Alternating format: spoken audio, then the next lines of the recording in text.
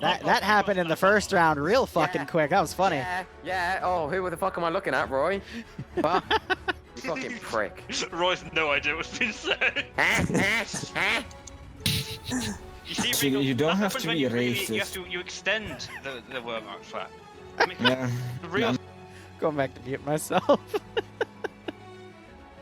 All right, so this is another CQB environment with the main objective being the church in the middle. We used this operation for the 100K celebration where we did artillery only with the Piot guns. I need to redo that op, in all honesty. Remaster it better and make it a pure artillery only because I still gave them handguns and they didn't appropriately fit the theme in my opinion. So that'll be on the docket, similar to how I remastered the 343 Guilty Spark op a little while ago. There we go. Warm-up round here. Let's just confirm Bluck is going to be leading with a Thompson. We have another trench gun here, so same kits as last time. 2 Bren gunners, a second Thompson, a third Bren gunner, and a second trench gunner. All right, and then on the other side, we have the 33 ESS guys with some of the OFCRA veterans. Seeing a good mix of SG-42, some G-43s, some Car 98s. Honestly, not a lot of Car 98s when you think about it, but no MG42s, which is interesting. I guess that makes sense because there isn't really anything under the British arsenal that can compete with an MG42. Okay, so the German side, the 33, they are splitting off into 2 groups and going north and south to try to encircle, or at least do a flanking attack on what OPFOR might try. How would I say it? Basically, OPFOR is going in one group, and Blue 4 is trying to separate into 2 groups to attack the flanks of the OPFOR group. From here on out, I will call Blue 4 the Germans and OPFOR the British. Meanwhile, British have gone and regressed into those guerrilla warfare tactics. Some are grouping up, though. So we do see a little bit of promise there, but the remainder have kind of entrenched themselves around the actual objective zone. Because the Germans did a very wide flank here. So British with the 4-man party are hunting around. Gotland, meanwhile, with NASA and Lemur are pushing up as Germans to try to get to the church here, which is partially enterable. At least for this small room and the tower right here. The rest of it is a cereal box, aka an unenterable building that is just there for a structure. So the British have pushed through the German line here. And the Germans are doing an elaborate flank of 3 men to the south. Meanwhile, the northern pincer is going to start meeting up with this group. Back to the house looking the wrong way here. I'm not sure if Gotland heard his footsteps. They have to. Anyway, Cheeseburger looking out the window, trying to engage Lemur. Gets the kill on NASA, though. Grenade thrown over. Gotland running right into... my God. Gotland running right into Fact of the House. And it's 1 kill even on both sides. In what I believe is a 12v12. So we're going to see the British forces close the gap from the German side. They're going to run into this major group over here with the thick foliage of the trees here and the shrubbery. It's not going to do any good for the German players to be on the second stories here. They might just get caught out of position. I'm going to watch Bluck here come in. Looking in there, he doesn't catch that one German player. He does see that one German player there. Tries to fire through, but he gets taken out as he is flanked. Grenades going in. That grenade taking out Ernest there. And now the British forces are trying to encompass the German position, but they are getting picked off. Oh! Oh, a shotgun kill on Dart from Roy Camper. He puts another shotgun blast up here, but it is a miss. That was funny. And now the British forces are encompassing the German position. Meanwhile, Gotland moving up to the clock tower as Callie falls out of the clock tower down the stairs and ends up unconscious. wouldn't be an Arma 3 PvP scenario without the environment getting a kill somewhere, right? All right, Deborah getting knocked unconscious. Smoke and Willie Pete being thrown. Lemur trying to be aggressive here. Might catch Cheeseburger out of position as Cheeseburger vaults around. Lemur's still going to push him. I think Lemur only has a Car 98. Yep, bolt action. So he only has one shot to make it count as Elberg comes up. I will call him Edberg if I want to. Another grenade is thrown. It's another smoke. A lot of smoke put around this position as Royd Camper starts coming up the front door. But Lemur misses a point-blank shot. Royd Camper turns around, misses his shotgun, and gets the kill. Oh, man, that's 2 kills for the shotgunner. 3 kills for the shotgunner there. And the German force is starting to look very light. Not sure if Gotland, he's gone over Callie's body because he was down under the stairs, so I don't think Gotland noticed. And the German 3-man group that moved south is coming back around. And as I look back and talk around it, we look back, all of the Germans are dead or unconscious now. So we're hearing some double taps being given. It's have to come into here and double tap Deborah.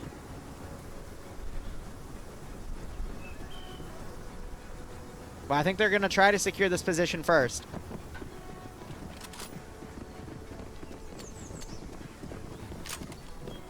Once again, just an utter stomp out here, as it is now 4v6. But it could still be anyone's game. Let's take a look at who's still alive here. Pogo with a G43 semi-action rifle there. Semi-auto, semi-action. That was me combining bolt action and semi-auto there. Semi-auto, 10-round G43. We've got an MP40 on Gotland, who is up a kill. We've got, his name's based off of a grenade.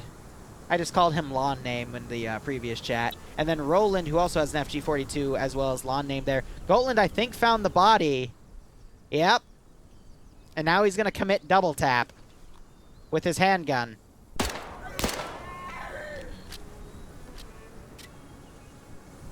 Deborah wasn't double tap, but unlikely Deborah's going to wake back up there. Those gunshots are attracting British to now close back on the objective zone. Gotland opens up with that MP40. Doesn't get the hit on Elberg as Cheeseburger now charges in with that Bren gun. 30-round magazine, close range like that. I mean, at that point, it's point-blank range. He's unlikely to miss, but he could get picked off. As Roland gets the hit, not the kill though, but I doubt Cheeseburger's going to wake back up. Grenade is thrown, bounces overhead into Elberg's position, but it is a smoke. One of them was a frag. Those 39s, that's the smoke stick grenade. The fragmentation stick grenade is the 24. Gotland coming around, might have spotted Bob Winchester, and Murdy might have spotted him. Zixme coming around, getting one drop on one of the German players. Grenade goes over, blows up right next to Roland. Unsure if that got a kill. I just saw a British player get picked off by Gotland. And it is now 3v4 in favor of the British as Op4. Elberg coming around, spots Pogo. Pogo does a double take. Elberg misses his shot. Both of them with bolt action rifles.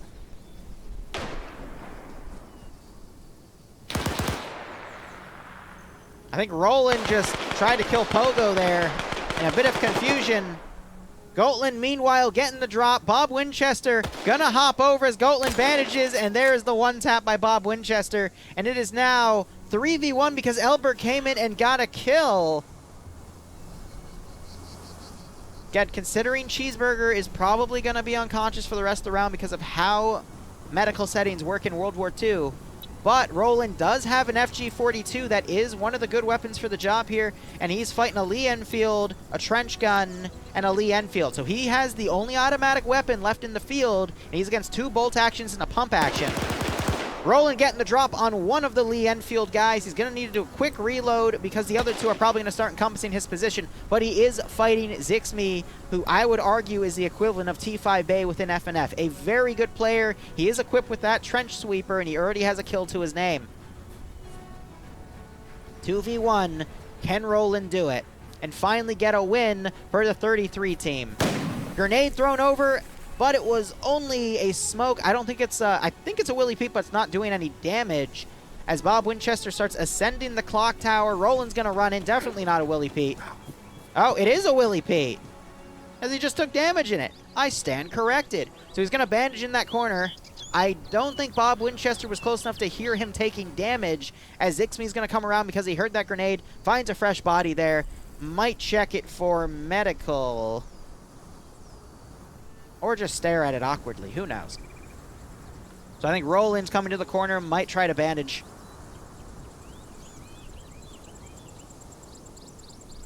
Bob Winchester coming to the doorway here, looking around. He is on top of the objective, but Roland is as well. But I don't think this is going to go to time. We still have 6 minutes for a 2v1. Zixme's on a really good Overwatch position. If he has slugs, he'll be able to do well. Bob Winchester folding back to get with Zix. Now you're going to have Roland ascend the clock tower here. Winter, we are on round 3 of 5 here for small-scale PvP squad-based operations. So we got Deborah bleeding out in the background there as well.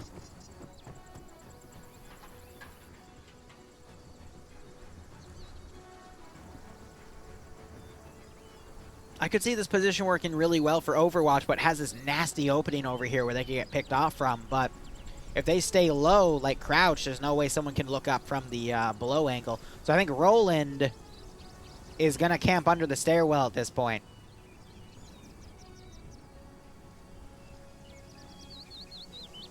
Another question is, are the British going to come back into this clock tower, as Roland now is going to cover this area?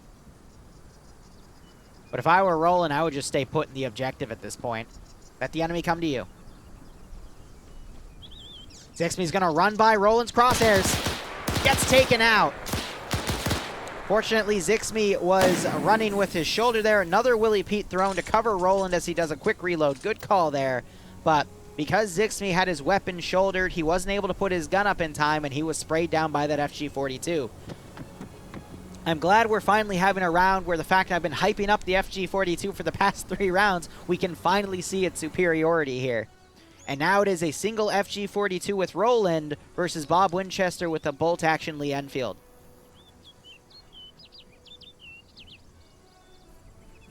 So Bob, he knows that fire just came over there. That bell going off, by the way, 3 bells, 4 bells, 5 bells, 6, 7, 8.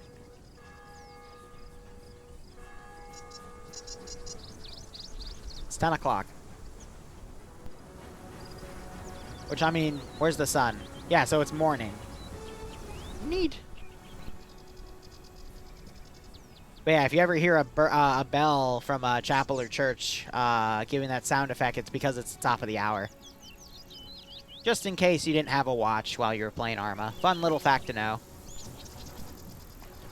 Bob Winchester now breaching this building. Honestly, I think Roland would have been able to kill him if he stayed put, but Roland doing a perimeter check, trying to make sure Bob isn't trying to camp another corner. So now Bob is going to ascend the tower. But he is getting caught walking through it. Now he's wondering how he's going to get around. Yeah, keeps putting him down, which I think is how Zixme fell. But he just doesn't know how to get up it. That's funny. Yeah, if you hug that corner, then you're fine. Roland's still coming around here.